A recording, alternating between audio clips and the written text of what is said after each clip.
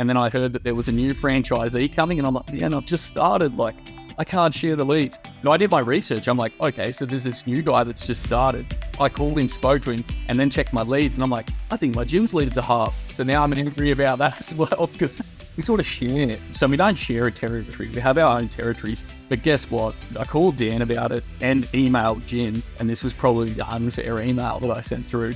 Maybe 2 days later, I had a $4,500 landscaping job approved. And then I was like, oh, yes, like, great. And then I started getting a couple of bigger ones approved. And I was like, oh, well, now I'm too busy. So between like 1 week of saying, oh no, there's someone that I'm sharing leads with, the next week I'm like, oh, I better give him a lead. Funny story is I've actually given that guy at work because I was too busy. So Mitch, thank you very much today for joining us on the Jim's Mowing and the Jim's Group podcast as well. Now you reached out to, I think was it via Dan about how you're going in your first 2 months, and then Jim basically said, let's interview this man and to find out how he's been going in the first 2 months of being a franchisee. So maybe do you want to talk about that email and what you said in it and about how you've been going so far? So there was 2 separate occasions. Yep. So about 4 or 5 weeks in, I got an email from Jim asking how I was going. And guess what? I wasn't going well that day. So Jim heard about how well I wasn't doing. But that's from all different avenues, not just business, etc. But I think it just gave me someone to direct all of that energy at. Poor Jim copped the brunt of that. And then about 2 weeks later, I was actually listening to a podcast where Dan was getting interviewed on the Lawn Stars. And I thought, like, I was feeling positive, like such a profitable week. It was scheduled so well. It was just a really, really good week. And I was listening to Dan. I could feel all that positive energy of his. I know I'm just going hard. I was going to knock off early on a Friday and things were just going smooth. So I thought, okay, I'm going to take the podcast off, write a little text message to Dan, apologize for probably saying some not so good things about him, about Jim's, etc. to Jim, and just get a hold of him and say, like, actually, thank you, basically. And then he called me straight away. He's like, mate, that's okay. That's what we're here for, etc. He's obviously got broad shoulders. Like, it's probably like once a week at least that I speak to him, or even Don. Sometimes I speak to Don 2 or 3 times a week, which is... That's Don Handibo, yeah? Don Handibo. On Handibo. I was just on the phone to him about half an hour ago with an issue, and he solved it. Even last week, like, I was speaking to Don at like 9:30 at night or something. And that was about like selecting ride-ons, etc. Like, what am I going to do? And he's messaged me till like 10:30 at night or something. So yeah. Anyway, I just had to reach out and apologize and say, nah, all good, Dan. But he's, like I said, he's got broad shoulders. He's done all this before. He knows what I'm going through. And it's pretty good. No, well, this is great to talk to someone like yourself, Mitch, because obviously, when you do podcasts, people go, oh, you're only picking the best franchisees in regards to only putting stuff that's good. So it's great to hear that you've had the realities of business almost in a way. It's not all smooth sailing, as we know. There's ups and downs, and I know that from talking to a lot of franchisees as well. And thank you for sharing that, and that's really honest to hear. So I want to talk about then a little bit, take you a bit back to your journey. What were you doing prior to Jim's Mowing before coming into the franchise? Yeah, so before going to Jim's, I was working probably the closest amount of work that I was doing was mining and earthworks. So that was for probably about a 4-year period prior to Jim's. I'm 33 now. So prior to that, in my mid-20s to late 20s, was farming, agricultural. Okay. Prior to that, we're talking like retail management, hospitality management. So sort of 3 different fields. And what prompted the change for you then? I was always going into business. So I had a plan to go into business. I've been following gyms on, I think, not YouTube, but Facebook. People following pages, had no intent on going with gyms. I hate mowing. I had no intent. I was actually looking at another franchise model, and I wanted to get into diggers and excavators, bobcats, all that like real tight access earth moving equipment. And I'll tell you what, I could use that now as well. That's what I wanted to go in with. And I'd organised to have a meeting with these people. Like, I had money, like I was ready to move. I'm ready to go into a business. And the discovery call that I had with them, I had it booked at like 10 o'clock in the morning or something. And it got to about 10:30. And I'm sitting there like nervous as all, whatever, pretty similar to get on this call actually. And waiting. And I'm sitting there for half an hour waiting for these guys to get contact with me. And they didn't call. So I called the guy who was meant to have this Zoom meeting with me. And he said, oh, sorry, I forgot about you. And then he proceeded to like speak about how to get into the franchise stuff. And it was which is not Jim's, it's a percentage. So he was going to take a percentage of the profit, and I had to buy all of the equipment through him. I couldn't buy, or through their business, I couldn't buy it. And they maybe signed an agreement to say they wouldn't talk about it, but I hadn't said a brand name, so whatever. And I had to buy it all through them, and it was a percentage. So for me to actually get to profitable, I was like, I'm going to need like 6 or 7 $40,000 machines. But then every time I buy a machine, they're going to, and the cost of it was more than Jim's. So I got off that phone call, and I had off that Zoom, and I had a missed call from someone, and it was Dan Cagle. So I forgot about it. I wanted to know a little bit more about franchising. I thought, oh, I'm just going to message this Jim's group or whatever and just have a conversation with them to find out and sort of pick their brain, and then go back to the company, like the work that I wanted to do. And so I called him back, and it was Dan. And if anyone knows Dan, he's a bloody good salesman. So within about 45 minutes, he'd sold me a Jim's Mowing. I've got cyanitis, a deviated septum. I was getting x-rays on my face. I hated mowing. Every time I mowed my backyard, I was just all clogged up. And actually, after the training, I've had that fixed. So they put me on some medication and stuff like that. And sinuses, it's not affecting me at all. But yeah, that's sort of how I got into the franchise. And after the training as well, I didn't want to do mowing. But once I sat through the training, all that agricultural stuff, that came out. And I was like, hang on, I've got a passion for this. And then I got back to when I was in hospitality and retail. Hang on, I can do this. I think I'm going to enjoy this. And I had, it's crazy. When I go and talk to customers, I was just at a customer's place quoting some hedges, and I noticed their citrus tree, and she's pruned it really, really well. And I pruned over 20,000 citrus trees, so I know this. And I was like, oh, you've done this well, this well, this well. And she said, I don't know what I was doing. I said, this is why you've done it, and that's why it's good. No, that's great. I was going to say to you, because people don't realize sometimes they might think Jim's mowing and that's just mowing, but it's just a vehicle in, and they've got all this unserviced work. You can take cross-divisional leads. If you ever want to do the digger stuff, you can take cross-divisional leads if they're available. There's so many things. It's just, doesn't matter if you're coming as cleaning, dog wash, whatever. You can do a lot of things outside of that. It's just the entry point to get in. So I was cleaning windows this morning. Oh, really? Okay. There you go. Because I know a few franchisees in cleaning, for example. There's a guy called Phil who's doing this sales thing this weekend, but he has a cleaning franchise, but he's pretty much the point for the household. So if they need a skip in, he's organising. If they need trees done, he's organising it and doing his clipping stuff. So there's just so many things you can do with Jim. So what did Dan say in the 45 minutes that got you to change your mind? So he started talking, I think the initial thing that's what he said was, what do you know about franchises? And I was a supervisor or a shift leader and went into a little bit of the store management side of an Eagle Boys pizzeria when I was younger. And I did all of that in about 2.5 years. So I saw the store open, and then I saw it get to the point where Tom Potter ran his franchise company into the ground, basically. I wasn't working with Tom Potter, but he was the head of, he's the one that created Eagle Boys, essentially. I think he's got a book out there about franchising and how hard it can be. But yeah, that was what I knew about it. But then we basically spoke about marketing and customer service and that type of thing. I don't think we touched on mowing. So, because I was ready to move on business at the time, I wasn't quite sure what I was ready to move on. But we spoke about, the business side, the customer service side, and how things would work for me. And how did you find the training itself? So you're coming in here, mowing might not have been something you wanted to, but how did you find that training experience overall coming down? I use something that you told me at training all the time. Cool. What was that? ChatGPT. Oh, you do? Good. What do you use it for? Yeah. So you told us to get it on our phones and use it for emails and professional things, basically. But I use it for my ads and stuff as well on social media. I think you connected your phone up and showed us the big screen, how to do it and whatnot. And I would have never thought of that. So that's a real good one. And then I've always, actually from my first lead, and I shouldn't say it. So before I started with Jim's, or 3 days before, it was the Friday or the Saturday, I was starting on the Monday, and I started to panic. I was like, I won't work. I've got no one booked in. What am I going to do? So I went out to do letterbox drops. So I had magnets, and I started letterbox. I thought, I'm not that confident of a person.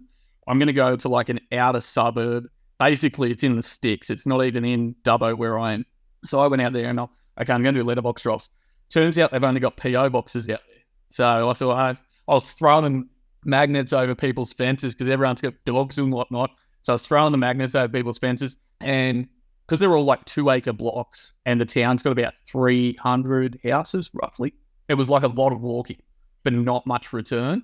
But yeah, I ended up throwing one over, and then I moved to the next little country town over, and I thought, okay, well, I'm going to go do that. But someone called me straight away from the magnet that I threw over. Wow. And it was overgrown. It was terrible. But I wasn't wearing gyms. Yeah.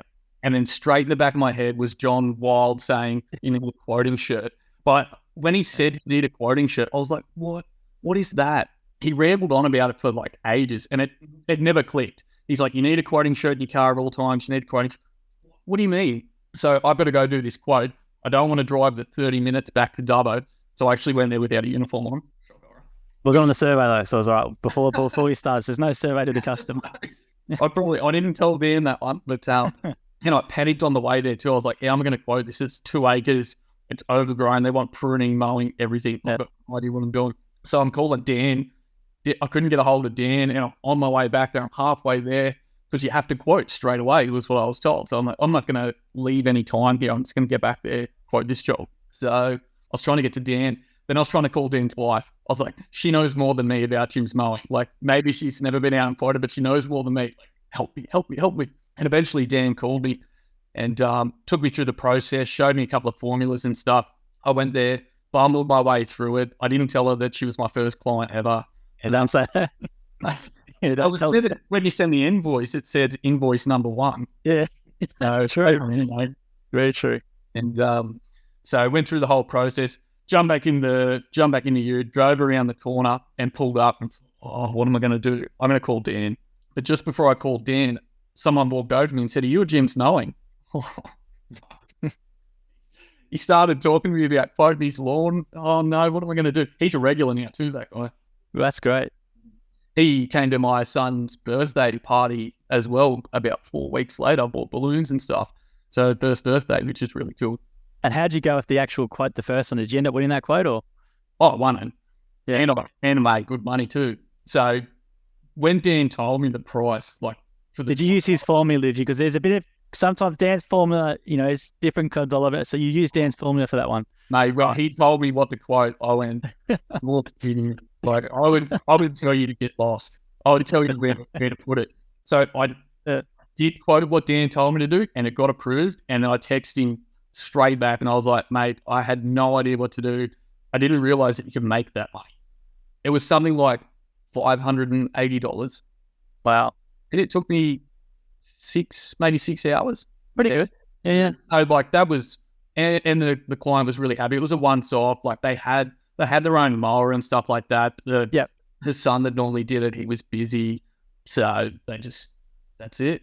But it'll give you a lot. But it's a great confidence booster to have that so early, or have that as your first. And before you even start on the system, you get that from Well, that taught me that the magnets worked. But I think that was the Friday. Yeah. So by Monday, I'd handed out about 1,500 magnets and blistered my feet. So, and then I was back on the Monday to mow this 6-hour lawn. Oh, mate, blistered my feet more. So I blistered feet for about 2 weeks. Oh, no. Definitely paying your dues. But I was going to say then, Mitch, how was the first month then? So how was this period of the first month when feeling... Yeah, so maybe let's go into that, because this is a really great thing to talk about, because obviously, when you're at a big company, you think, day one, you're going to be doing this and you're going to be flying, but it's a small business. Businesses take time sometimes. There's ups and downs. There's peaks and troughs. So let's talk about that from the start, about what happened in that first month. Oh, well, it was probably 5 weeks it took. 5 weeks, yep. The business to be a business. Like, was it more like, was there some sort of, what was the setback that really got you, let's say, worked up? Was there some sort of setback? Was it leads, or was it something to do with a customer, or what happened with that first month? And leads were pretty difficult. I actually got pretty irate about the whole gyms thing, because I generated more work than what gyms could for me. Actually, I was doing pretty well now when I look back, but I'm averaging about 5.2 leads a week from gyms, to not be accurate, but yeah, 5.2. And that's not quite enough for me to grow a business.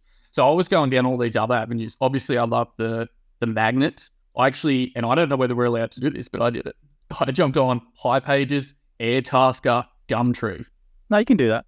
And they're terrible avenues. They are. We don't want you to, but you can do if you want. I think I've gotten one job off High Pages, 7 leads I've taken off there, and the customer doesn't respond. So I know I'm plugging gyms here, and then I got one from Airtasker, which I got done today, which is perfect. So I got the lead today and won that one today. Cool. And I'll be doing that on Monday, which is great. And one job off Gumtree. So if I wasn't, like, I'm saying I'm unhappy with 5.2 leads a week to start my business. But imagine if I started with 3 leads in, 9 weeks now? Like, that's pretty unacceptable. So yeah, it was really hard. So it was up and down. Sometimes I'd message Dan and be like, mate, like, I'm doing really good. Thank you. And then, like, for him, a week later, I message him, go, where's my work? But yeah, so sorry, actually, there is this. So prior to starting with gyms, I went out on a day out with like another franchise, and it was terrible. What happened? It was so bad. So he's already 1 foot out the door. Okay. Probably hadn't told anyone that he was 1 foot out the door. Yeah. He decided to unload all of his issues onto me. So that was my introduction to gyms. He's no longer at gyms, which is good. I actually... If you're not happy, I just not happy where... Yeah. 3 days ago, I stole one of his clients, actually. There you go. He didn't fall on back, so they called gyms, and I got the lead, so I went out there. Well, I think it's a great point, Mitch, to say, look, we're honest and we're not going to cut anything like that. But you look, if people aren't happy with anything, system or whatever, you shouldn't stay around and be unhappy in the gyms, and it's not for everyone. We have people who've been with us. I've interviewed a guy the other day who's been with us for 28 years, and then it's, he's happy after 28 years, he still pays his fees, but he hasn't taken a lead in 14 years, right? But he loves the brand, he loves being a part of the community. So it just depends. If you're not happy with the system or whatever, we don't want, you don't need to stay in there as well. And yeah, it's a bit unfortunate to hear that's what you had to do an observation day with. I felt that bad that I didn't want to be a gym after that day. Yeah. It also stuck me on, we had this like big cleanup job. He said he didn't know how to quote it. And we went out there and I was stuck on the whip for 3 hours flat. Wow. Like, that's hard work. And free labor. I was like, oh man, this is what I've done. I knew I didn't like mowing. Now I know I don't like mowing. Like, he's tried to break you almost. He showed me his prices for it too. And that really turned me off. Right. Because they're not what my prices are. He was way too low. Yeah. Free labor. Yeah. It was just free. It was just mowing for free. Yeah. Which, sorry if you're listening, mate. Oh, look, some people, business is not for everyone. Our failure rate, which we put online, is 10% in the first year if gyms generally fail. And that's for a multitude of reasons. That's too high and gym wants to get it down. But some people, they might like the idea of business and 6 months they find out they're not cut out for it or whatever. So, it's not for everyone. But those who it is for can really, really do well quickly. I could have easily bailed in the first. Yeah. So what kept you around then? So, well, it's accountability, I guess. Yeah. So it's something I've been listening to a few podcasts. They do a lot of podcasts talk gyms up. That's good. But then like the mowing ones, yeah. Which ones do you listen to on the mowing ones? It's the so Lawn Starts, which is Lawn Starts. Yeah, Gary's cool. Yeah. That's really good. He's interviewed Dan on there. So if anyone wants to listen to Dan's story on there, it's actually that's a really good story. And then there's the Skull Sessions guys. Yeah, Catch Pro. Yeah, that's it. Yeah. So they're really good. And then Don's given me some YouTube guy to listen to, who's like his business mentor. Which one's that? Don? Mike Andes? Okay. No. So he's not like I don't think he's a mowing guy. But I've listened to him and Mike Andes before I started because that just pumped me up. And Mike's a legend, mate. We've got some videos online with Mike Andes. I don't know if you've seen them, but we had it here. I watched all of them, mate. Listen. Oh, good. Cool. I did all of that before starting gyms. Like once I knew that I'd signed up, I listened to like all your podcasts, went through all the YouTube. So like when I went to the training session, it was like, oh, there's job. I nearly said hello to you, like, because should have. I felt like hello like a mate, because I felt like, because I've been watching you in the shower, me in the shower, watching you on YouTube, for like two or 3 weeks prior to going to training. So, hopefully, I'm glad you did all that research, because we like people to do research on us. And like, I'll give you an example, like that other franchise you probably went to. I don't know how much information was online, but for us, you can consume all this content in the hope that when you come to training, or if you're a bit unnervous, it just there to make your mind a bit easy, because we want to try and share real stories with franchisees. They're not edited in any way. We just have the one from start to finish like we're going to do for you. We don't cut anything out, just so that people can just hear genuine small business owners like yourself and Dan and all these other people, dog wash, cleaning, whatever, and just to hear that journey, and we try and keep in there things that are like the stuff you're saying. Let's say, that, didn't nearly want to leave and stuff. Most other franchises or just brands would cut that out, right? We're going to keep that in there because I think it's really, really important to have that transparency, because it's not, we don't want everyone to come into the business thinking it's going to be easy, because if you come with that, it's going to be an easy mentality. You're not going to do that thing what you said when you did in 1,500 magnets and you did all that hard graft. We don't want people going to, If I was independent, I wouldn't have done the whole magnet thing. I think I would have just packed my bags and that would have been like, I'm done. Like this got hard really quick. I'm done. Because I've received a phone call at least maybe say 7 times since I started this with job offers. Really? Yeah, we're talking $180,000, $200,000 a year jobs. It's great money. FIFO sort of stuff, or? Yeah, so some FIFO, some like foreman or like that type of like supervising work and that sort of stuff in construction. And Have you been tempted? No. So let's go back to this time though when you were struggling. So you've gone and you've given Dan a clip about the leads and stuff. What's he come back to you then, or what sort of got you remotivated then? So you've gone, I need more work or whatever. What sort of stuff did you then do to sort of push yourself forward and keep going? How'd you do that? I don't know. I think he's just really passionate, and it's same with Don. So Don and Dan like super passionate, and I think it's more like I just needed someone to vent to. Yeah. Well, you do that absolutely in business. You do. They should probably have like some sort of psychological degree or whatever. Most franchisors have to be counsellors as well, for sure. Yeah, like I don't know whether you guys give them any sort of training in that department, but they surely need it. Like that stuff that I like. So Don called me, and I just had a conversation with someone in the street. This is about my 4th week. This is probably a nice little set-off point for me. So about 4 weeks in, our house, not our house that we live in, but our house that we rent out, had been broken into 3 times, and they'd stolen the car. So we were replacing windows and doors and trying to deal with the tenants and things like that. So already having a really great week. Then someone had told me that the franchisee that went out with me had quit. And that's just someone on the street telling me that. Probably prematurely told me that as well. And he'd been tarnishing the brand anyway. But so I'd heard that. And then I heard that there was a new franchisee coming. And I'm like, man, I've just started. Like, I can't share the leads. Funny story is I've actually given that guy work because I was too busy. That's great. Great to hear. Okay, so that's a natural reaction. Such a natural reaction when that happens. Yeah. So, and just building a rapport with that guy. I call that guy all the time too. That's Heath. Heath out of mine. So if he's listening, shout out to you, Heath. So he's just started Heath as well last month, has he? I think he started maybe 3 or 4 weeks after me. And I did my research. I'm like, okay, so there's this new guy that's just started. I called him, spoke to him, and then checked my leads. And I'm like, I think my gym's leads are halved. So now I'm angry about that as well, because we sort of share it. So we don't share a territory. We have our own territories, but the majority of the work comes from vacant territory. So I only have like 80 houses in my territory. That's it. And it's bushland. So I actually haven't done a job in my territory or had a lead from my territory. I haven't dropped any magnets in my territory.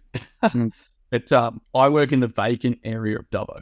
So the new guy had started, and he's in Narromine, which is half an hour away. And he was also taking some of the leads from the vacant area in Dubbo. But guess what? I called Dan about it, maybe Don, anyway, and emailed Jim. And this was probably the unfair email that I sent through. And I think I took accountability a little bit. I was like, man, like, you need to take some accountability for this stuff and just like shake it off and just get out there and get yourself leads. And then maybe 2 days later, I had a $4,500 landscaping job approved. And then I was like, oh, yes, like, great, some wiggle room. I can knock that job out in 2 days. The costing of it came in a lot lower because we've obviously got the gym's pricing at Bunnings. I had to get some stuff from Bunnings. And then we've got contractor pricing in town too at the local landscaping place. So the price came down. So that boosted my hourly rate on that job as well. And that was like garden bed mulching and pruning, replacing trees and whacker packing some gravel in. So I had this huge contract approved. And then I started getting a couple of bigger ones approved. And this is like week 5 or whatever. And I was like, oh, well, now I'm too busy. So between like 1 week of saying, oh no, there's someone that I'm sharing leads with, the next week I'm like, oh, I better give him a lead.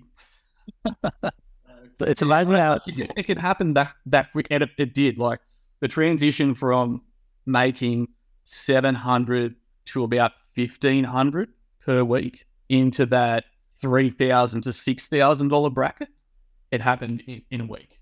Amazing how quickly things can turn. Yeah, but it was a change of attitude as well, I think. So with where you're at the moment, so how many customers do you have currently? Are you happy with what you're making? Or what's your plan then? Maybe you've only been going since end of August, so pretty much literally 2-month anniversary will be tomorrow. I think 28th you started. So yeah, I'm just finished my 9th week. So how many do you have? Are you getting like landscaping jobs more? Are you doing reg customer mows? Like what's your sort of work you're doing in your business at the moment? There seems to be a lot of hedging. Hedging? No one hedges. So like they don't even mulch the mowermen. Like a lot of the independent guys, I should say. Yeah. A lot of the independent guys or cowboys or whatever you want to call them. We've got to be careful with the independents because they watch our stuff and they can leave some nasty comments and it can blow up. So an independent and a cowboy are different. But I'll tell you a story about a cowboy, actually. I followed a cowboy's work last week twice. So I'd gotten a lead from Jim's. I went to the place to mow it. And she said, oh, our citrus tree's been pruned by the guy who was mowing. I said, oh, who is it? And she told me his name. And I went, oh, that's the $40 mow guy from Facebook.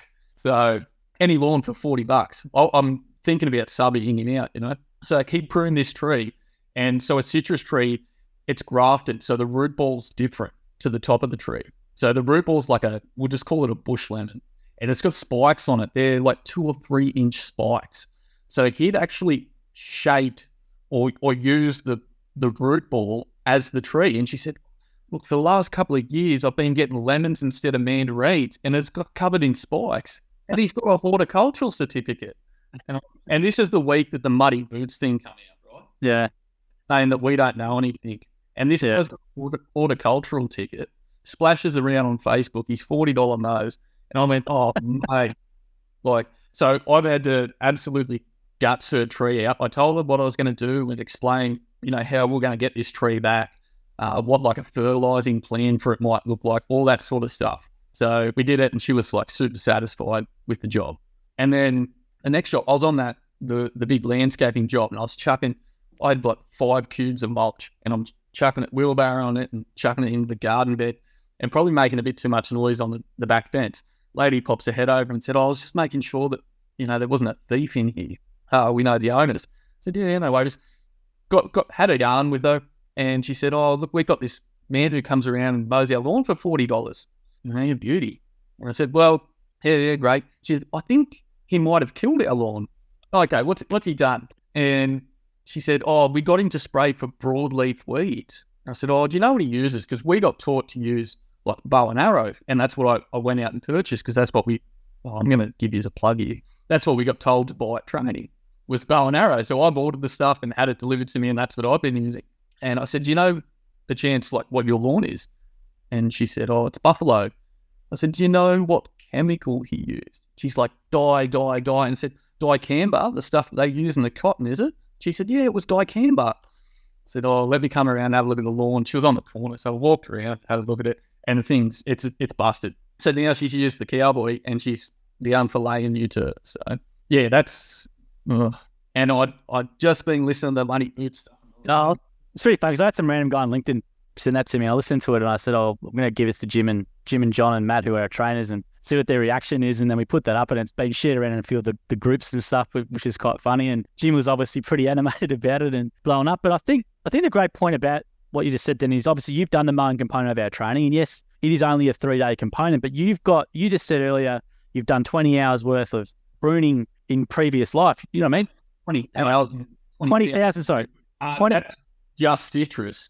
Just citrus. So this I'm trying to get a point at. You're coming to our training, but you've got 20,000 hours of citrus pruning experience. Like, you know what I mean? And then you do the training, then you're out in the field. So the muddy boots whole thing, the thing that annoyed us was there's, 2,000 Jim's mowing franchisees and people are different backgrounds. Some guys come from the corporate office and then they in training. But you've got guys who are like professional greenkeepers for 15 years or landscapers for 10 years and then coming in. So yeah, it was quite, I got worked up personally because I know how our training is, and to say our guys were not trained and people just rock up and pay Jim an exorbitant fee for the franchise when you compare it to other franchises, which I know how much they cost. No, on the fee thing, like people are using, what is it, like Service Mate, and they're probably really good, but things like Service Mate and all this sort of stuff, but we get that Jim's Jobs, and that's been so good. So when I emailed almost apologetically to Jim, I said to him as well, like, if you want to keep me around, the Jim's Jobs, what's going to keep you there? Like, no, great. Guys are probably paying $250, $300 for this sort of software, and we get it as part of our. Can I say your fees? Can I say? Yeah, of course. You can say fees. Anything, go disclose as much as you want. I think they're about $790 or $800. I've lost track of money. I sat there and told John Wilds that I was going to calculate every cost, mate, and I've got no blood. And he said, I can't wait to call you in about 3 or 4 weeks. Yeah, because John doesn't tell you what he's Jody who's in his business, his wife that runs his business, and she would know all that sort of stuff. So a lot of team effort on mine, guys. My wife sat me over that. So a lot of team effort. But there's like a component in Jim's Jobs where you can put your cost in. We didn't discover this until about 6 weeks in. So you can enter in your costs and it calculates your revenue and gives you your profit margin.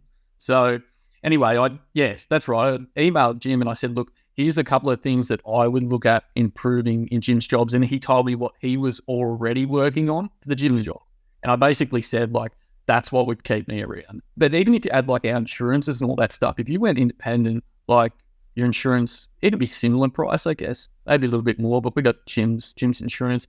I've got Jim's bookkeeping as well. They've just done my first BAS.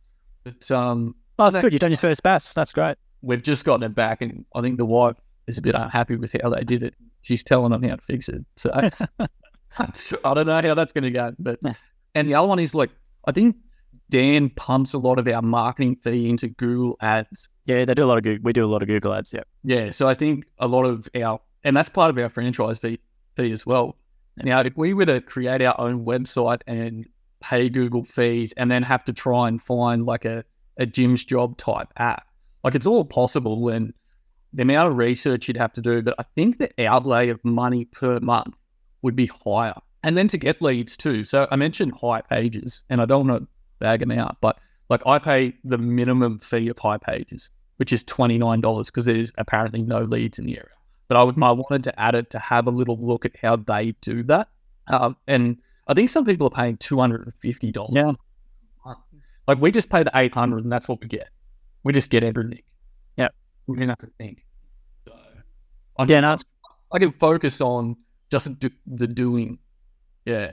Well, that's what we want you to do. We don't want you worrying about all that other stuff. But I think you said some great points, and Jim will be rapt to hear about Jim's Jobs because Jim's Jobs is quite often a contentious thing. But I've been out in the field here for videos and stuff, and a lot of the guys love using it have it on their dashboard. Just when they finish the job, bang, swipe across, and away they go. And they love the app, and it's a real big passion area for Jim. He spend a fortune on that app, and he's keeping to spend a fortune on it. So everyone who watches this, who knows that Jim's Jobs, some people love a hate relationship, but I'm glad to hear you like using it because it is a program which is really unique, and he's spent an absolute fortune, and he's going to keep spending a fortune in that software to make it better. And those suggestions, I'm glad you flicked him through some suggestions because he's always open for that sort of stuff. So keep sending him through. And I'm glad to hear you actually emailed and have you called Jim as well, or you've just emailed him? No, just an email. Cool. A couple of emails. So I emailed him on a Friday night, and he got back to me at like 10:30 on the Friday night. Yeah. And then I think I emailed him at 6:00 Sunday morning. Yeah. I think he must have got back to me at about 7. Yeah, he works in his little spurts. Yes. Yeah. I reckon he might be on that chat GPT or something. I reckon it's got to be 8. He's definitely all the hours like that. I'll make a joke here. If he was on ChatGPT, you get an email that's more than one sentence back. You get something that's actually a paragraph. Jim, people don't know Jim email is very short. So Jim's very short because he gets a lot of emails. He has to go one-liners or a couple of lines at a time. But he doesn't use ChatGPT yet. But he's he works in spurts. So like every 4 or 5 hours, he'll do like 2 hours of just bang bang bang and clear his inbox and come back again and away he goes. But yeah, he gets right back to you straight away if you email him. So yeah, on that I've actually got I think you asked me what my business looked like, and I've got 31 regulars now, which is apparently pretty good. And even just like replying or messaging to my 31 regulars and leads is crazy. And Jim does it to like 4,000 franchisees. Oh, 5,200 now. There's a few. Whatever it is. Yeah. I just tell people it's 10 million or something like that. He would wish for that. But I was going to say, it's but that's what I was going to say. So in your business sense, so how do your systems work? Are you basically, how are you managing it, client communication? How are you managing, obviously using Jim's Jobs, which is great. Jim's Jobs, so it tells me where and when I should be. If I've got a regular client, I just book them in a month or two months in advance. So I've got my calendar. So I already know what my earnings are going to look like next month, because I can just go into the calendar and say, these are my regulars. And I think it's about $700 or $800 per week off regulars, roughly, just off the top of my head, that is. But that's what it looks like. And then obviously we pick up the work throughout the week, which buffs that up. Like even at the start of today, I think I was looking at about $700 for next week. At the end of today, I've had numerous quotes accepted or whatever, and like next week's booked out. And even my last quote, I was like, yeah, I can't get to you until the week after now, because I'm completely booked. So it's not $700 anymore. It's much better than that. That's great. And I was going to say is now, how's the overall, was it a lifestyle reason for you doing, or you said you wanted to always do a business, but you didn't, like you had a passion in another area, but for you, was it, what are the benefits of running a business? Is it just more freedom for you, or what are you finding as being the most beneficial thing to you? When I was in mining, I was on night shift, and that was disgusting. 2 days, a pajama day, 2 nights. And then often you might back like another 1 or 2 nights onto that overtime, and then you got 2 days off. But you lose the first day coming off night shift. So really you've only got 1 day off. And I've got a son who's he's 13 months old now, just over a year old. And like I wake up in the morning, instead of, I've been doing earthworks recently, and I'd wake up at 4 o'clock in the morning, and I was at home at about 8 p.m. to 8 p.m. And that was 10 to 12 days on, with 1 or 2 days off. So I was going to miss heaps. I was just going to miss heaps. But now I wake up, I can give him a quick cuddle. And actually this week I've been up at 5 o'clock every morning. But there's no rush. Like if I can't get out the door in time, it's okay. My schedule, I can move around. It's whatever. But I can give him a cuddle in the morning. I can have breakfast with my wife and take off. And then I'm home. I'm probably pushing myself a little bit more than some, but I'm home around that 6 p.m. mark. Okay, big day. Yep.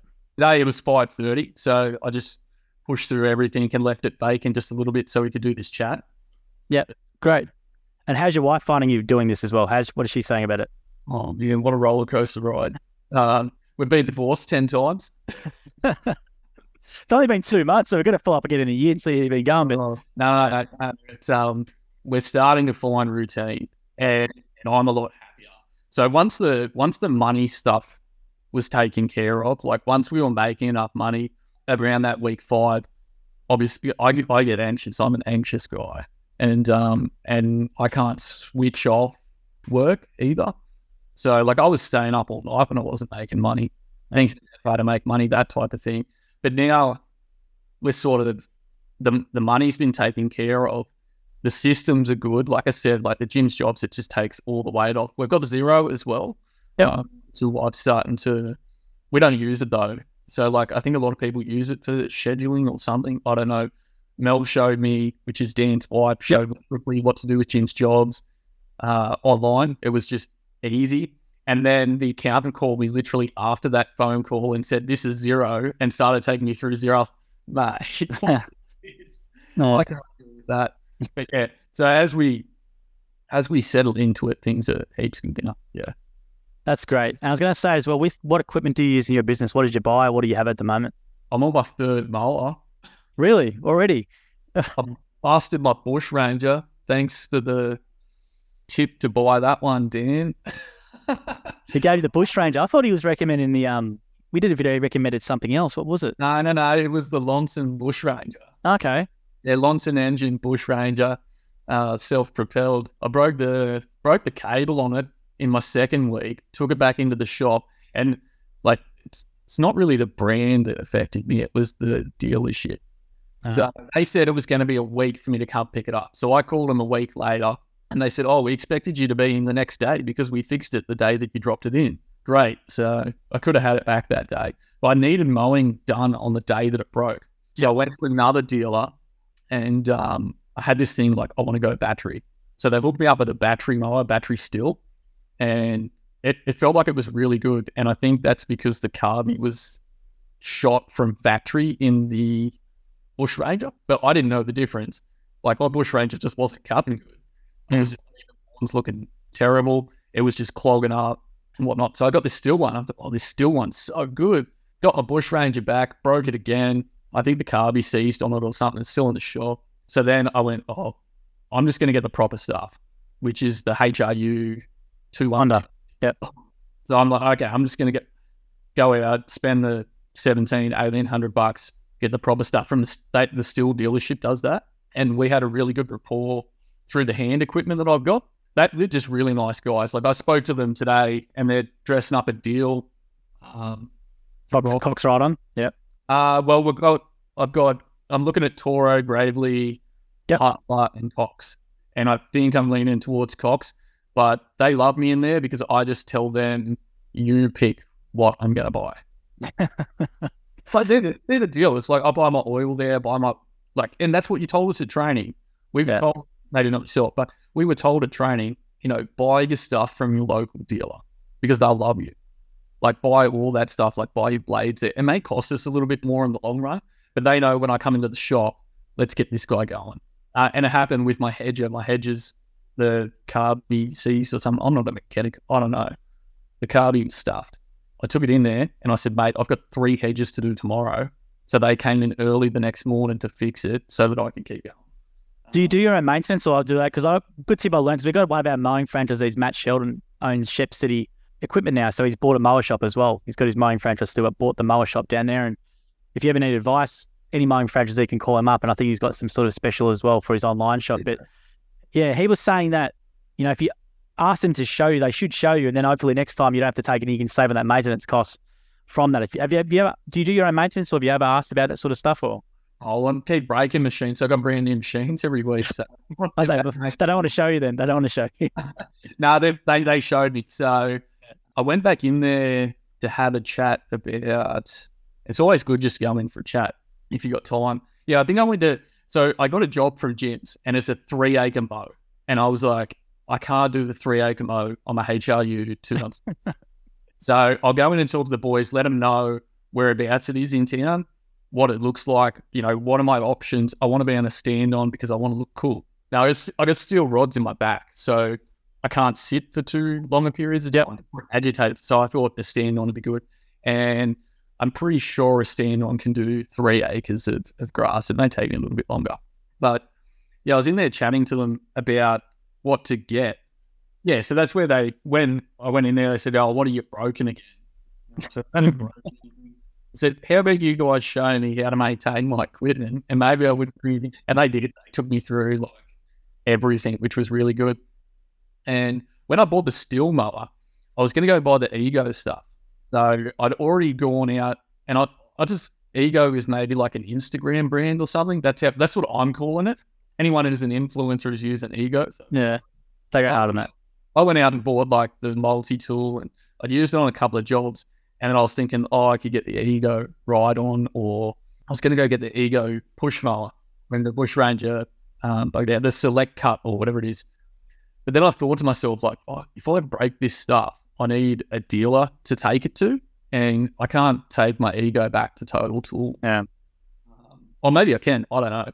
But I've asked Sydney Tools, which is just open, to get the Ego rep out here and maybe do like a talk up to all of us. But I haven't heard anything back from that. So, yeah. Well, look, it depends on where you are, but yeah, the Ego, obviously, the actual marketing manager lives near Jim's office here, so they're always giving a lot of equipment to our guys to try. And I've got some videos I haven't uploaded yet, but from our trade day actually running where he runs through it. But the whole thing with the old Ego and any battery powered gears, you guys want to see it in the field. You actually want to see it going through its paces, not just being shown off in its glory. Just looks nice in isolation. You want to see it actually and use the thing and test it. I think that's the main thing with the battery powered stuff, and it is getting better.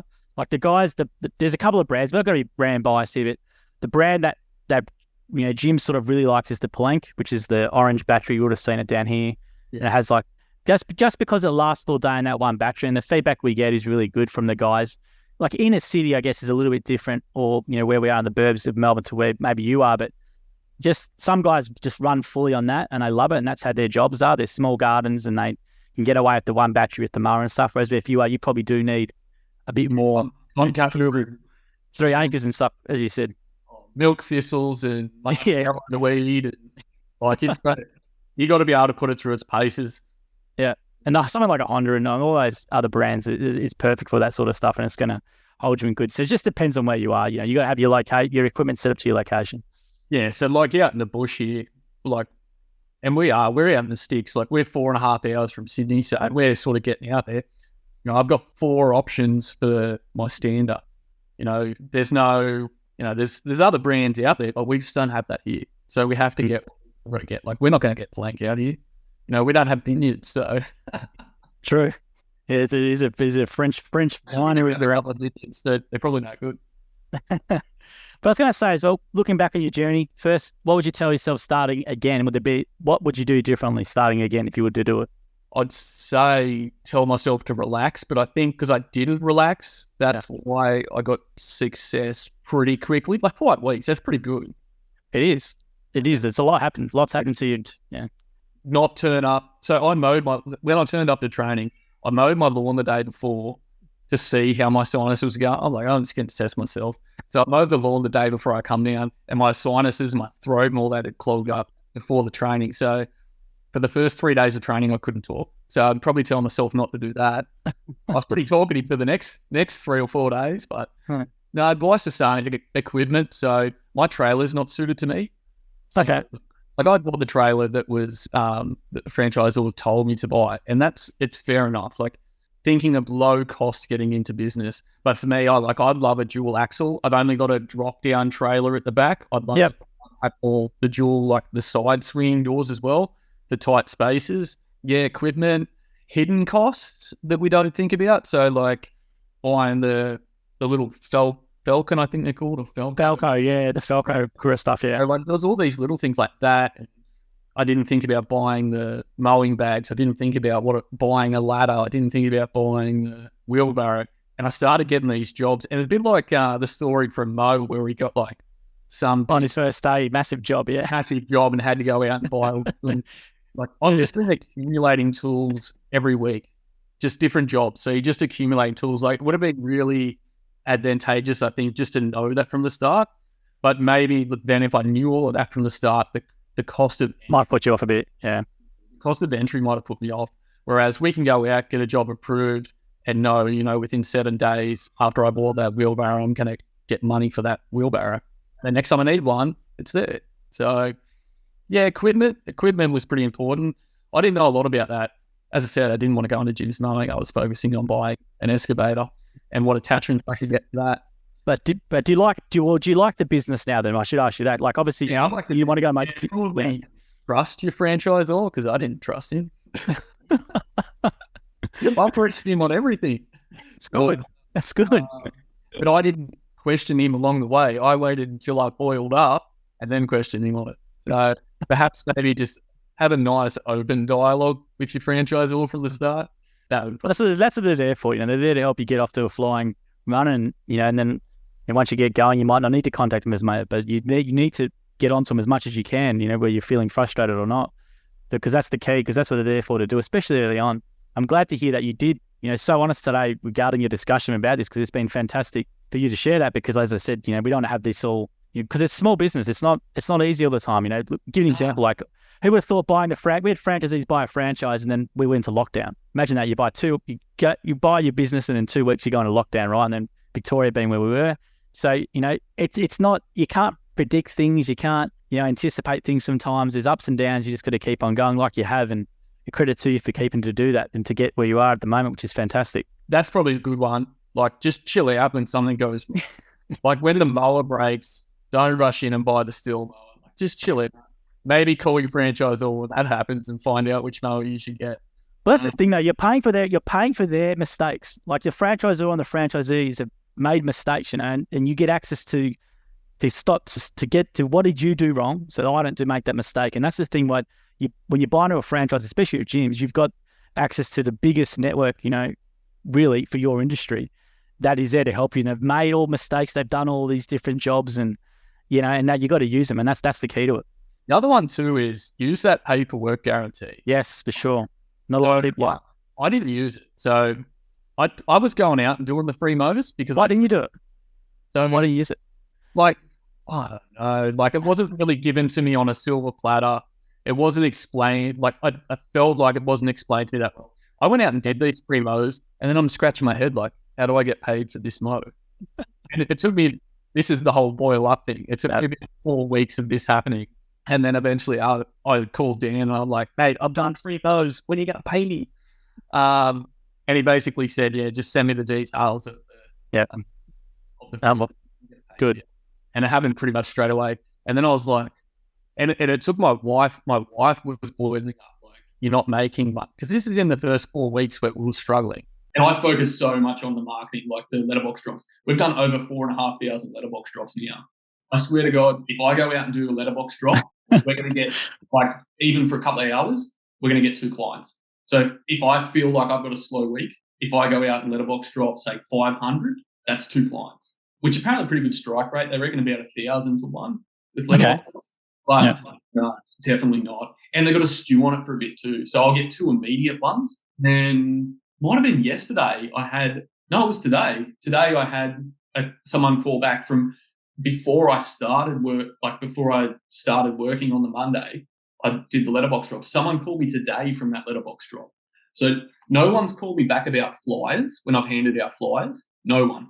I even wrote on the flyers half price mode this week, and I wrote down to the price, even down to $20, and no one answered. Wow.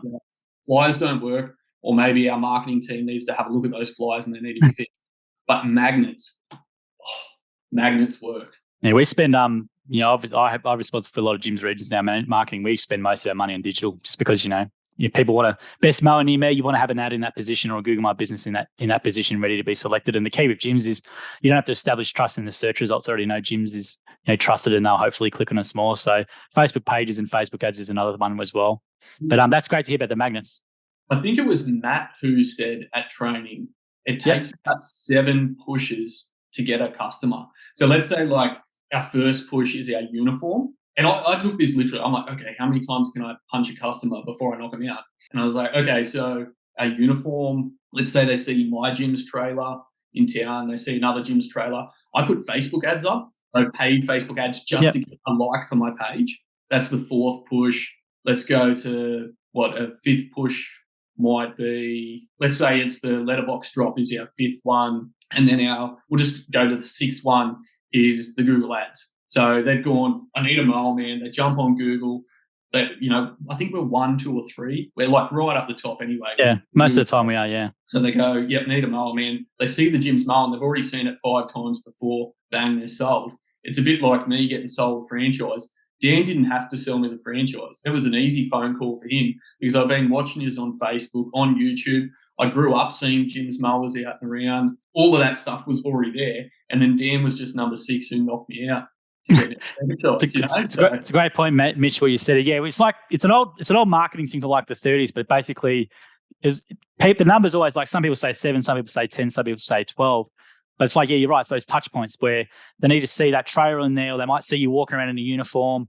They see Jim's mowing in the paper or whatever it is. It's those 7 to 8 touch points, and then someone's ready. So you've got to keep showing up and being in different positions all the time to be seen. And you're right. It's you're spot on. So all those different things as well. It's not just one marketing method which works. We spend a lot of money on Google, but we do a lot on Facebook. We encourage franchisees to do stuff as well in person. So it all works together. And you're spot on. I'm glad you brought that up because it's 100% correct. I'll tell you another touch. Just be a nice guy. So yes, it's good. I went into a gated community to do a mow. We don't have a lot of them here. I don't know whether you have them in the city where you have to enter a code in and you go in and it's a. Jim's head office is sort of like that. The gold compound when you came in. That's what it is. Yeah, just like that.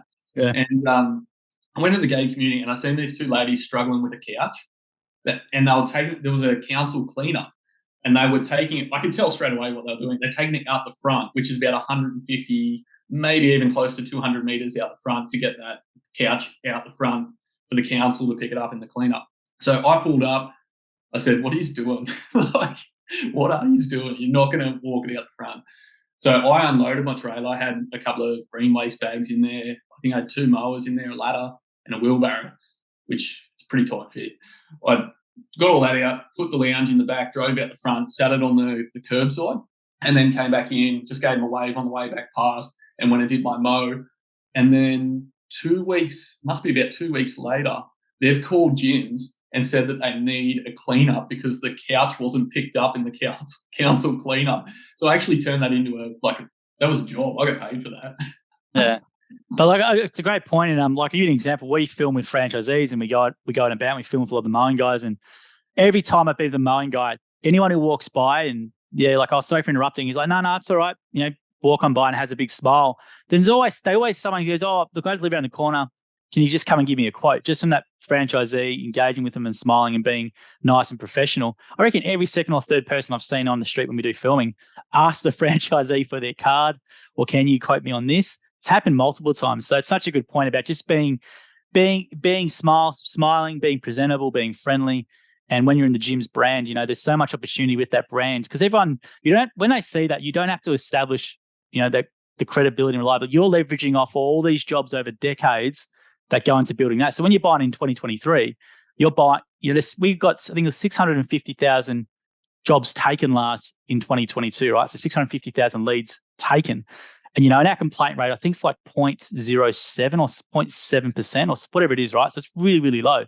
So 99% of customers are having a great experience with Jim's, and you just benefit from that. And that brand just gets all that goodwill every single year fed into it. And it's such an important point. We always go on about online stuff and this and that, but just there's so much stuff in person, like you just said, those opportunities that franchisees can take. And then you just don't know who that person is, what they own, what you can do for them. There's so many opportunities that come from that. I remember John Wild saying to me there was some guy, I can't remember, some random job, and it was a rush job, and the guy needed him to come out there, and he did it for the guy, and he dropped his price for it. But the guy who he owns 7 factories or something, right? And then out of that, he's been doing his commercial properties for 4 or 5 years, just from that one thing, just from being a good person and dropping it. That's the dream. Yeah, it is the dream if you can get it. But you got to be in that position to do that. You got to make sure you're always on. When you're in the Jim's uniform, always on. So I got one to touch on that as well.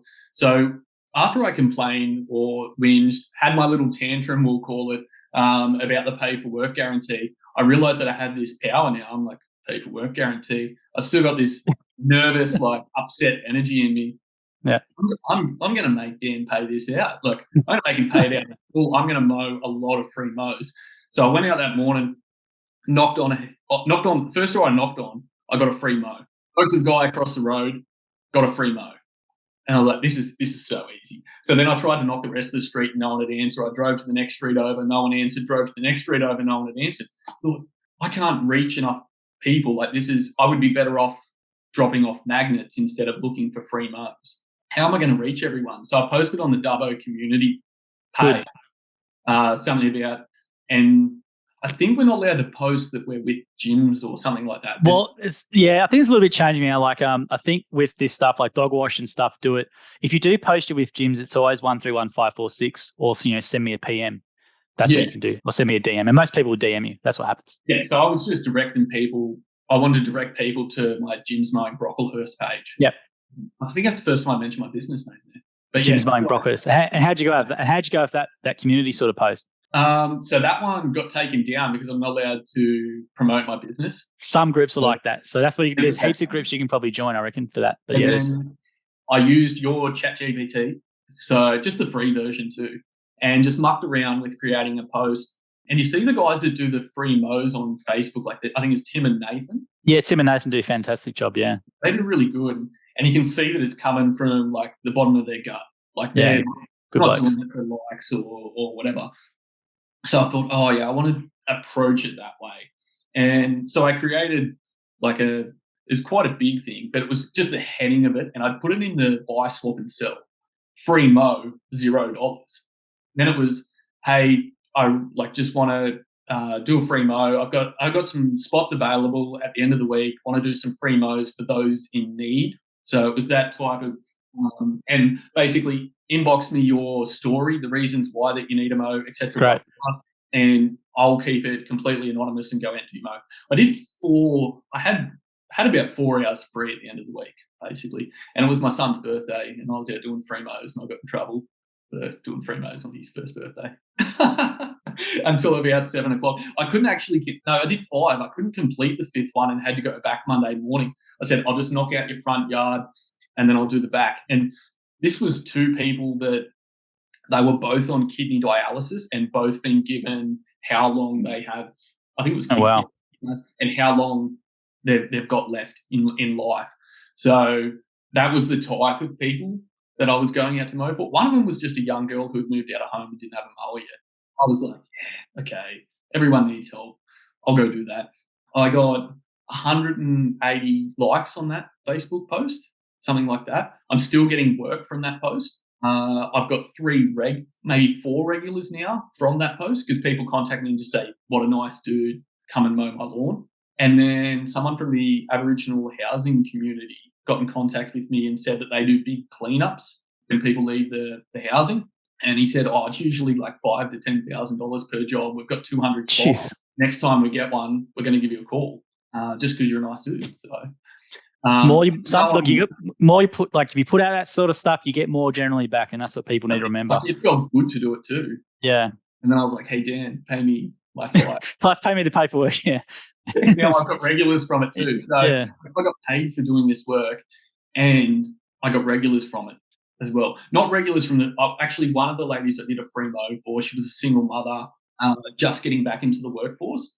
So I went around, did the free mow for her, big cleanup, and now she's a 2 weekly regular. That was really good. I'm working on, or I've been playing around in my head, because we don't have a lot of time, obviously, to sit down and do our paperwork and stuff like that. But we've got a lot of time to think when we're out mowing. I'm pretty busy now, so I could probably do 1 free mow, I think. So I'm wondering how I'm going to post that on Facebook. And 1 free mow, like whatever, that's nothing. That's not giving back to the community. So I was thinking of like doing it like a cost of living mow. So go out and do a free mow for like a family of like 3 or 4 children, something like that. Maybe the cost of living is getting a bit hard for them, and then just add $200 worth of groceries or something. Yeah, it'd be awesome. So that's probably what I'm going to do. So I know it's not for marketing, but you should take a photo or something like that, because we love that sort of stuff. I know a few franchisees like Mo and a few others do that in their community, and I think Mo was on Nova FM, which is a radio station down here, about doing similar things. So please do it. It's a great thing to do, and it's really goodwill.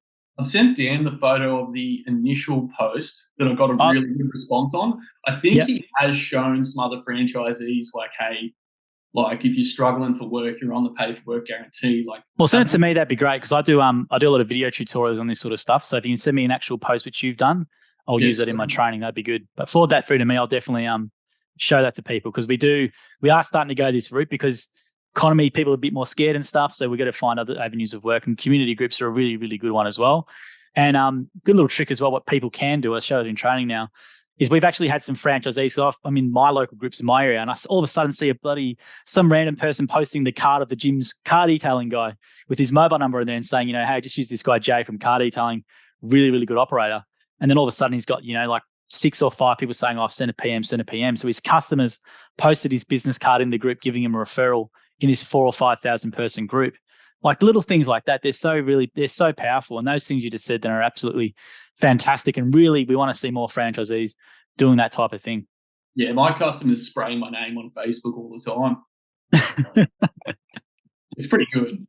Like if you actually do a decent job and care about, like, bring the bins in for them, and like when you blow down, you've got the blower, you've already pulled the cord, you've got the blower going. Just walk around their decking and everything. Just blow everything up. Blow all the cobwebs. It's a great point. Just do it all. It takes 2 seconds. 2 seconds. Great point. Yeah, I remember I went out for a video of Chris Sullivan, and he said exactly the same thing. Was at a house and he did exactly the same thing. Said blow the deck and do all these other things as well. And it goes a little bit, but it goes a long way. I fixed someone's gate the other day. Now I think Dan came to town and I met all the franchisees. We went out for dinner and a couple of beers.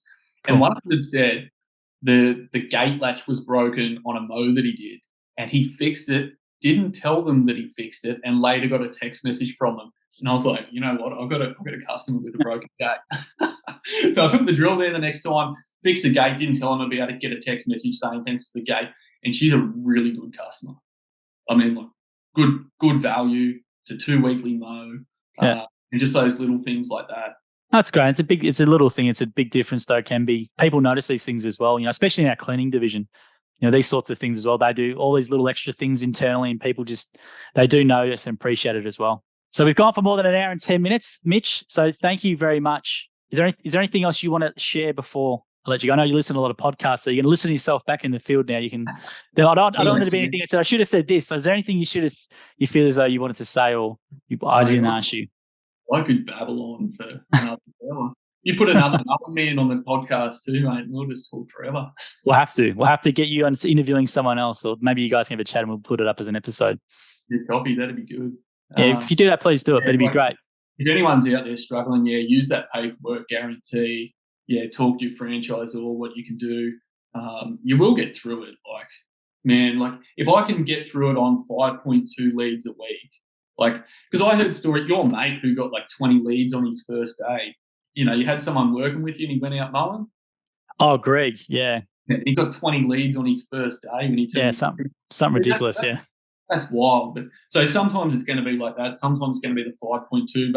But that pressured me, and it's brand recognition too. When I say that I went out and got the leads myself, when I'm throwing a Jim's magnet at someone, they're not I've gone out there. So some of the customers as well that I've gone out and spoken to, they say that they wanted me there because they wanted a professional.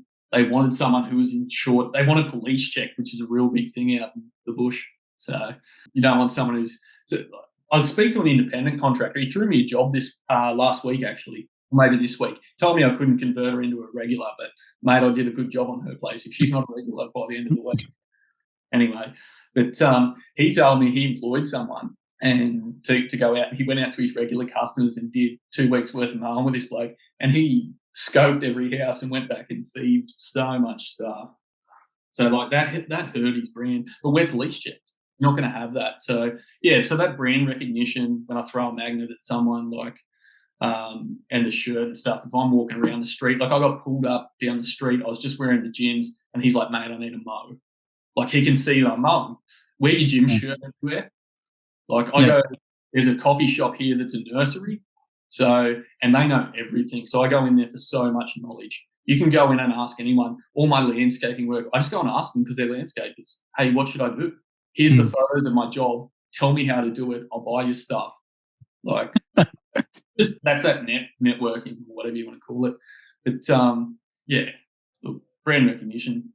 Just stick with it. If you're in that roller coaster stage, it'll pan out. If I can do it.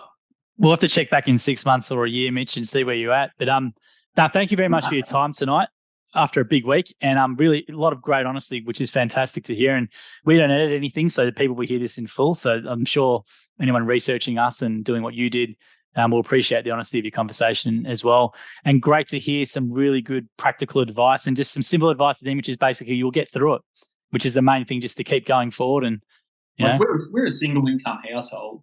And there are people like that. By the time we bought the franchisee the tools and stuff, there wasn't that much money left in the account.